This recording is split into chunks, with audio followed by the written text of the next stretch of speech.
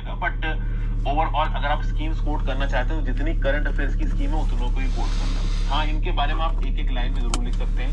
Asset quality review, strategic डेब्ट restructuring, asset reconstruction company, 5/25 refinancing और scheme for sustainable structuring of stress assets. आप बोलोगे sir आपने तो ये बताया ही नहीं।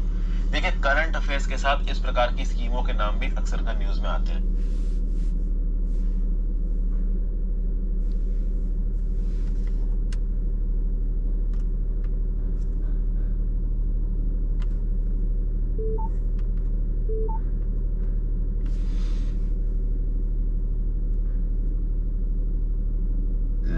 चूंकि मैं डेली के बेसिस पे एडिटोरियल और करंट अफेयर्स में डिस्कस करता हूं, मैंने आपको पहले ही बताया कि इकोनॉमी में आपको एक एक स्कीम पढ़नी पड़ जाएगी इंडिपेंडेंट इंडिया की, और वो आप नहीं पढ़ सकते, ठीक है ना।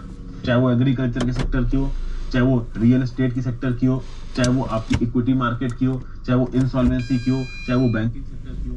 तो ओवरऑल स्कीम के बेसिक नाम याद रखिए, और जो भी करंट अफेयर्स में इससे रिलेटेड इन्फॉर्मेशन आती है वो बेसिक इन्फॉर्मेशन याद रखिए और उसको चेक पूरी की पूरी स्कीम आपको पढ़ने की जरूरत। एक सवाल जो हमारे कस्टमर्स हमेशा पूछते हैं, पैसा कहाँ रखे अगर मार्केट ऐड क्यों आ जाता है सुबह सुबह, और उसको चेक दीजिएगा। पूरी की पूरी स्कीम आपको पढ़ने की जरूरत नहीं। फिर देखिए, यहाँ पे इंसॉल्वेंसी और बैंक्रप्सी की भी बात की गई है। तो अगर आप इंसॉल्वेंसी और बैंक्रप्सी की बात करोगे तो यहाँ पे क्या क्या चीजें, देखिए ट्विन बैलेंस शीट प्रॉब्लम्स कुछ दिन पहले न्यूज में थी। जो लेंडर्स हैं हमारे बैंक, वो भी टेंशन में थे, और जो बोरोवर्स हैं जो कि कहते हैं ना बैंकों से पैसा उठा के ओवरऑल बिजनेस वगैरह चलाते हैं, वो भी टेंशन में थे। तो इसका मतलब क्या हुआ? इसका मतलब ये हुआ कि भाई बैंकों की बैलेंस शीट बिगड़ रही थी क्योंकि उनके लोन एनपीए बन रहे थे। कॉर्पोरेट्स का क्या था कि उनके धंधे सही तरीके से चल नहीं रहे थे। तो यहाँ पे इंसॉल्वेंसी और बैंक्रप्सी कोड बनाने की जरूरत है। एक ऐसा कोड जो कि एक ऐसी कंपनी जो नहीं चल पा रही है उसको जितना हो सके रिवाइव करने की कोशिश की जाए, बट अगर वो रिवाइव नहीं हो पा रही है तो इसको आप क्लोज डाउन कर दो। इसके लिए आप देखोगे कि इंसॉल्वेंसी एंड बैंक्रप्सी कोड 2016 का बनाया गया और अब तक उसको ऑपरेशनलाइज किया जा रहा है। उसके अंदर बहुत सारे अमेंडमेंट्स भी हो चुके हैं।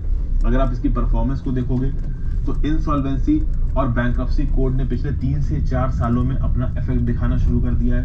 दिसंबर 2020 तक 4117 एप्लीकेशंस इसके अंदर आ चुकी हैं और इनमें CRIP 1420 केसेस में कंप्लीट भी हो चुका है। ठीक है, अब आप बोलोगे सर ये CIRP क्या होता है? तो ये होता है कॉर्पोरेट इंसॉल्वेंसी रेजोल्यूशन प्रोसेस। मतलब ओवरऑल किसी एक कंपनी को अगर आपने लिक्विडेशन का उसका प्रोसेस शुरू किया तो ओवरऑल इस पूरे के पूरे प्रोसेस को आप बोलते हो कॉर्पोरेट इंसॉल्वेंसी रेजोल्यूशन प्रोसेस। तो 4117 एप्लीकेशन फाइल हुई फ्रॉम 2016 टू दिसंबर 2020 और इसमें से 1420 को सॉल्व भी कर दिया गया। मतलब इस इंसॉल्वेंसी एंड बैंक्रप्सी कोड ने जबरदस्त तरीके से यहाँ पे परफॉर्म किया। लेकिन इस कोड की इंप्लीमेंटेशन में थोड़ा रुकावट आ गई जब आ गया आपका कोविड-19 आने के बाद आप देखोगे कि इंसॉल्वेंसी और बैंक्रप्सी कोड के अंदर की जो प्रोसीडिंग्स थी उनको कुछ समय के लिए हॉल्ट कर दिया गया, एक पर्टिकुलर टाइम पीरियड की प्रोसीडिंग्स को। ये सब करंट अफेयर्स में कवर्ड है। तो 25 मार्च 2020 से लेके 25 मार्च 2021 तक के बीच में जो भी इंसॉल्वेंसी और बैंक्रप्सी कोड के अंदर फ्रेश इंसॉल्वेंसी की प्रोसीडिंग शुरू कर दी गई थी उनको रोक दिया गया और ओवरऑल लोन मोरेटोरियम भी दे दिया गया। लोन मोरेटोरियम मतलब कि जो भी बैंकों से पैसा उठा रखा था अलग अलग बिजनेसेस ने, धंधे वालों ने, ठीक है ना, इंडिविजुअल रिटेलर्स ने, उनको बोला गया कि ठीक है भाई आप इन 3 महीनों तक के लिए इंटरेस्ट मत दो।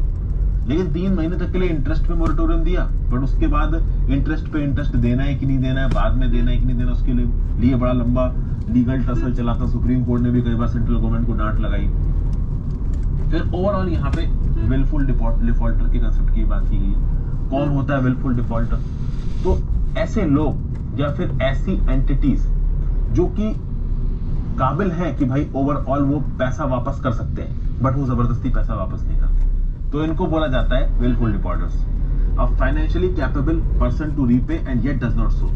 One who diverts the fund for purposes other than what the fund was available for. यानी कि किसी एक पर्टिकुलर चीज के लिए लोन लिया और उस लोन को खर्च किसी और चीज में कर दिया, तो ये भी आप विलफुल डिफॉल्टर की कैटेगरी में रखोगे। या फिर जिस प्रॉपर्टी को गिरवी रख के लोन दिया उस प्रॉपर्टी को बेच दिया, अब बाद में वो प्रॉपर्टी सीज ही नहीं हो पा रही क्योंकि वो किसी और को बेची जा चुकी है। तो ये सब चीजें यहाँ पे बताई गई है। फिर सरफाइसी एक्ट 2002 के बारे में बताया गया। Public sector asset rehabilitation agency के बारे में बताया गया। I am not going to discuss any of these thing. Reason ये है कि ऑलरेडी इन चीजों के ऊपर डिस्कशन करंट अफेयर्स में हो रहा है, जितना जरूरी है उतना हो रहा है। पूरा का पूरा इंसॉल्वेंसी और बैंक्रप्सी कोड मैं आपको नहीं पढ़ा सकता हूँ। This is actually a part of current affairs. Insolvency और बैंक्रप्सी से रिलेटेड जो भी चीजें होती हैं, मैंने इंडियन इकोनॉमी की जो अपनी प्लेलिस्ट बना रखी है उनकी वीडियोस को देखिए, ठीक है ना।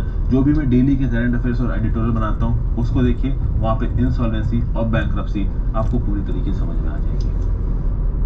बात जब अपने फैमिली के प्रोटेक्शन की हो तो सिर्फ भरोसा नहीं, आपको चाहिए डबल भरोसा। Max life insurance is now axis max life insurance. अब है डबल भरोसे का वादा। Acha, by the way, I'll tell you something. Power BI is actually 10 times better than Microsoft Excel. And yes, I know.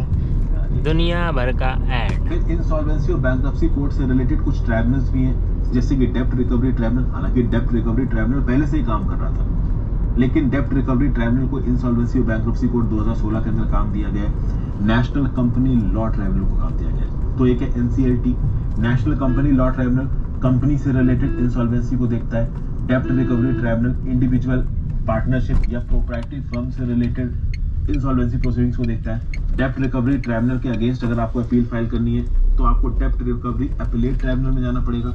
NCLT के against अगर appeal file करनी है, national company law tribunal के अगेंस्ट, तो आपको national company law appellate tribunal के पास जाना पड़ेगा। फिर ओवरऑल आप देखोगे तो इंसॉल्वेंसी एंड बैंक्रप्सी कोड